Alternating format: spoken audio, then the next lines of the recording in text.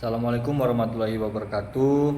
Perkenalkan, nama saya Karis Nurdiansyah, NIM 1805112154 dari kelas PKU 6B, mata kuliah Biomekanika dengan dosen pembimbing Bapak Rola Anggalardika, SPD, MPD, AIVP. Pada kali ini saya akan sedikit menjelaskan mengenai pengertian kecepatan, rumus kecepatan, dan membuat dua buah soal mengenai kecepatan. Baik, langsung saja. Yang pertama, definisi dari kecepatan. Kecepatan merupakan besaran turunan yang diturunkan dari besaran pokok, panjang, dan waktu. Kecepatan juga bisa disebut sebagai besarnya perpindahan yang dilakukan oleh suatu benda dalam satuan waktu. Adapun rumus kecepatan yaitu V sama dengan S per T, di mana V merupakan kecepatan dengan satuan meter per second, S merupakan jarak dengan satuan meter, dan T sama dengan waktu dengan satuan second.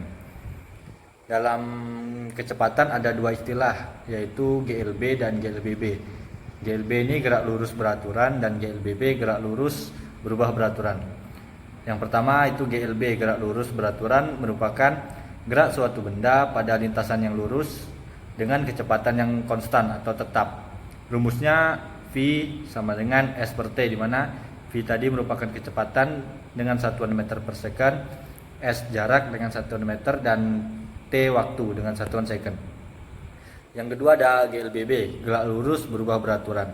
Itu merupakan gerak lurus suatu objek dengan kecepatan perubahan yang tetap terhadap waktu. Rumusnya ST sama dengan VO dikali T ditambah setengah AT kuadrat, atau bisa juga dengan ST sama dengan VO ditambah AT, di mana ST merupakan jarak pada waktu tertentu dengan satuan meter, T merupakan waktu dengan satuan second, VO itu kecepatan awal dengan satuan meter per second, dan A merupakan percepatan dengan satuan meter per second. Baik, selanjutnya kita menuju ke contoh soal yang pertama. Aulia berlari pada lintasan lurus dan menempuh jarak 100 meter dalam 10 second. Tentukan kecepatannya. Yang diketahui S jaraknya itu 100 meter dan T waktunya 10 second. Yang ditanyakan kecepatan V. Kita menggunakan rumus V S per T, di mana V sama dengan 100 per 10 sama dengan 10. Jadi V-nya adalah 10. Untuk soal yang kedua, seorang atlet lari jarak jauh berlari dengan kecepatan 40 meter per second setelah 4 detik. Berapakah jarak yang ditempuh oleh atlet tersebut jika dipercepat 3 meter per second dan diperlambat 2 meter per second?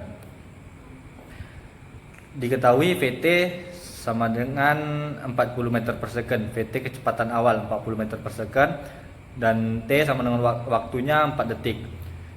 Percepatan A 3 meter per second, perlambatan A 2 meter per second. Yang ditanyakan S jika dipercepat dan S jika diperlambat.